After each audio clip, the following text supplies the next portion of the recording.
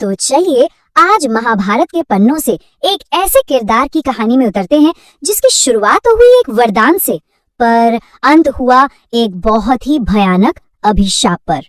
हाँ, ये कहानी है अश्वत्थामा की।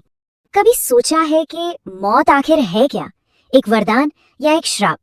ये सवाल बस एक सवाल नहीं है, ये इस पूरी कहानी के कह सकते हैं दिल में है।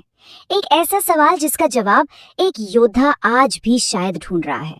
जरा सोचिए, कहते हैं कि वो आज भी कहीं जंगलों में भटक रहा है, चिल्लाता है, चीखता है, मौत की भीख मांगता है, पर मौत तो उसे छू भी नहीं सकती। समय बदल गया, युग के युग बीत गए, लेकिन उसका दर्द, वो दर्द वैसा का वैसा ही है। तो इस अमर श्राप की कहानी, इसकी जड़ें किसी पाप में नहीं, बल्कि यकीन करना मुश्किल है, भगवान शिव के एक वरदान में थी। तो चलिए बिल्कुल शुरुआत से शुरू करते हैं। देखिए, उनके पिता थे गुरु द्रोण। उन्होंने महादेव जैसी संतान पाने के लिए बहुत ही घोर तपस्या की और शिवजी ने उन्हें वरदान दिया कि उनका ही एक अंश अश्वत्थामा के रूप में जन्म लेगा। और जन्म से ही अश्वत्थामा के माथे पर एक दिव्य मणि थी। ये कोई मामूली मणि नहीं थी, ये उसे भूख, प्यास, थकान, यहाँ तक कि किसी भी शस्त्र या बीमारी से बचाती थी। मतलब वो लगभग अजेय था, अमर था। लेकिन यही अश्वत्थामा की जिंदगी का सबसे बड़ा और सबसे दुखद विरोधाभास था। सोचिए, एक तरफ इतनी दिव्य शक्तियां और दूसरी तरफ ऐसी गरीबी कि बचपन में घर में दूध तक नसीब नहीं था। एक किस्सा है, जब दूसरे ऋषि कुमार दूध पी रहे थे तो अश्वत्थामा ने भी अपनी माँ से दूध मांगा।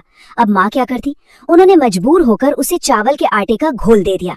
अश्वत्थामा तो बच्चा था, उसे पीकर खुशी से नाचने लगा, पर ये देखकर दूसरे बच्चों ने उसका बहुत मजाक उड़ाया और ये अपमान उसके पिता द्रोण के दिल में एक घाव की तरह हमेशा के लिए रह गया। तो इस अपमान से, इस दुख से तंग आकर द्रोण मदद के लिए पहुंचे अपने बचपन के दोस्त राजा द्रुपद के पास। लेकिन सत्ता का नशा ही कुछ ऐसा होता है, द्रुपद ने भरी सभा में उन्हें जलील कर दिया और बस उसी पल बदले की भावना का पहला बीज बो दिया गया।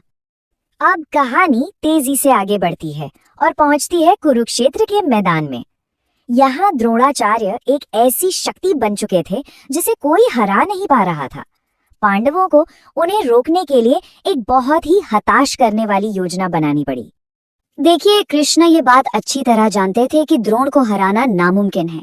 उनकी बस एक ही कमजोरी थी, उनका बेटा अश्वत्थामा। तो बस इसी कमजोरी पर वार करने के लिए एक चतुर पर उतनी ही क्रूर योजना बनी। भीम ने क्या किया, उन्होंने अश्वत्थामा नाम के एक हाथी को मार डाला और पूरे युद्ध क्षेत्र में ये शोर मचा दिया कि अश्वत्थामा मारा गया। अब द्रोण को भीम की बात पर तो यकीन हुआ नहीं। वो सच जानने के लिए पहुंचे धर्मराज युधिष्ठिर के पास, जो कभी झूठ नहीं बोलते थे। युधिष्ठिर ने कहा, अश्वत्थामा हतो, यानी अश्वत्थामा मारा गया। लेकिन जैसे ही उन्होंने धीरे से कहा नरोवा कुंजरोवा, यानी इंसान या हाथी, ठीक उसी वक्त कृष्ण के इशारे पर पांडव सेना ने जोर जोर से शंख और नगाड़े बजाने शुरू कर दिए। वो आखिरी शब्द किसी ने नहीं सुने।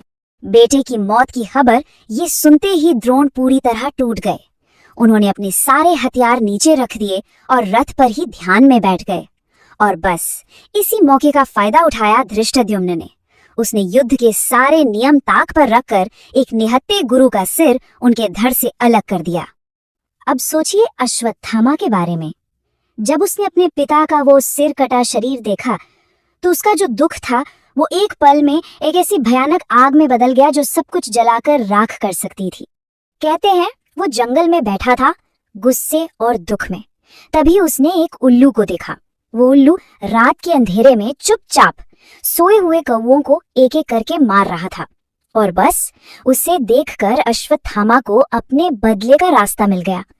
पांडव शिविर पर रात में हमला, जब सब सो रहे होंगे, निहत्थे होंगे। उसने मन में ठान लिया कि अगर उन्होंने धर्म और युद्ध के नियम तोड़े हैं तो मैं भी तोड़ूंगा। अब मैं लड़ूंगा नहीं, मैं संहार करूंगा। उसका लक्ष्य अब युद्ध जीतना नहीं रहा था, अब लक्ष्य था वंश का विनाश। तो भगवान शिव से मिली दिव्य शक्तियों के साथ अश्वत्थामा रात के अंधेरे में पांडव शिविर में घुस गया और वहां उसने द्रौपदी के 5 सोए हुए बेटों की हत्या कर दी। उसे लगा कि वो पांडव भाई हैं। जब सुबह इस नरसंहार का पता चला तो कोहराम मच गया। गुस्से से भरे अर्जुन ने कसम खाई कि वो अश्वत्थामा को ढूंढकर उसके इस पाप की सजा जरूर देंगे, और उन्होंने उसका पीछा किया। अर्जुन ने उसे घेर ही लिया। अब बचने का कोई रास्ता नहीं था, तो डर और हताशा में अश्वत्थामा ने वो कर दिया जो नहीं करना चाहिए था। उसने ब्रह्मास्त्र चला दिया। ये वो अस्त्र था जो पूरे ब्रह्मांड को खत्म कर सकता था। जवाब में अर्जुन को भी अपना ब्रह्मास्त्र चलाना पड़ा। अब सोचिए, दो ब्रह्मास्त्र टकराते तो क्या होता? सृष्टि ही खत्म हो जाती। इसे रोकने के लिए महर्षि व्यास बीच में आए। उन्होंने दोनों को अपने अस्त्र वापस लेने को कहा। अर्जुन ने तो अपना अस्त्र वापस बुला लिया, लेकिन अश्वत्थामा को उसे ब्रह्मास्त्र वापस बुलाना आता ही नहीं था। और यहाँ बदले की आग में अंधे होकर उसने वो पाप किया जिसकी कोई माफी नहीं हो सकती। उसने उस विनाशकारी अस्त्र की दिशा बदल दी और उसे मोड़ दिया अभिमन्यु की विधवा उत्तरा के गर्भ की ओर। उसका इरादा साफ था, पांडवों के वंश को जड़ से खत्म करना। लेकिन जहां इतना बड़ा अधर्म हो रहा हो, वहां स्वयं नारायण कैसे चुप रहते? भगवान कृष्ण ने हस्तक्षेप किया।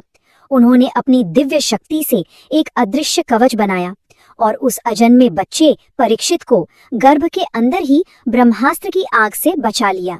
अश्वत्थामा के इस घिनौने काम पर भगवान कृष्ण इतने क्रोधित हुए कि उन्होंने उसे वो श्राप दिया जिसे मौत से भी बदतर माना जाता है। उन्होंने कहा कि तू अमर तो रहेगा, लेकिन ये अमरता तेरी सजा होगी, पीड़ा और अकेलेपन के साथ।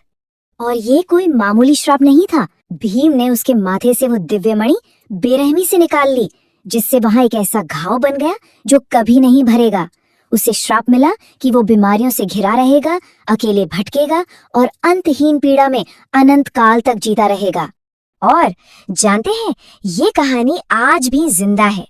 कहते हैं कि भारत में असीरगढ़ किले के पास एक शिव मंदिर है, जहां हर सुबह कोई अदृश्य ताजे फूल चढ़ाकर पूजा कर जाता है। कई लोगों ने तो एक ऐसे लंबे चौड़े इंसान को देखने का दावा भी किया है जिसके माथे से खून बहता रहता है। तो आखिर में ये सवाल फिर हमारे सामने आकर खड़ा हो जाता है, अश्वत्थामा कौन था? क्या वो सिर्फ हालात का मारा एक दुखियारा था जिसे अपमान और अन्याय ने बदले की आग में झोंक दिया, या फिर वो एक राक्षस था जिसने अपने कर्मों से अपना ये भयानक अंत खुद लिखा? इसका जवाब शायद इतिहास के पन्नों में ही दफन है।